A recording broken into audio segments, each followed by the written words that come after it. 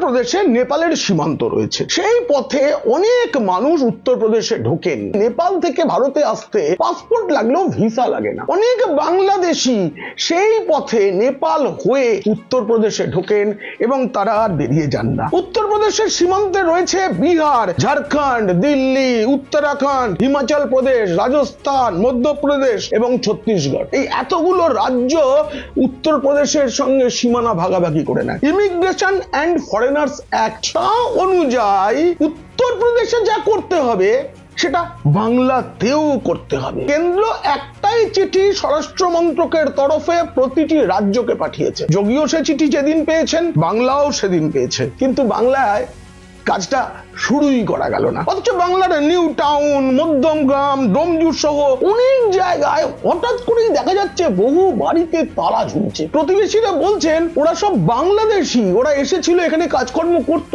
তারপর কোথায় চলে গেছে কিছু ভুলে যায়নি। স্বরূপনগরে হাকিমপুর সীমান্তে লাইনটা লম্বা থেকে লম্বা হচ্ছে। প্রতিদিন শয়ে শয়ে মানুষ এই পথ দিয়ে বাংলাদেশে ফিরে যাচ্ছেন, কারণ এর পরে ইমিগ্রেশন অ্যান্ড ফরেনার্স অ্যাক্টে 7 বছর পর্যন্ত জেল এবং 10 লক্ষ টাকা পর্যন্ত জরিমানা হতে পারে। এই নিয়ে গোটা ভিডিওটি দেখতে হলে নিচে ডেসক্রিপশনে থাকা লিংকে ক্লিক করুন। আর যদি ভালো লাগে তবে অবশ্যই সাবস্ক্রাইব করুন। পিনাক কি বলছে।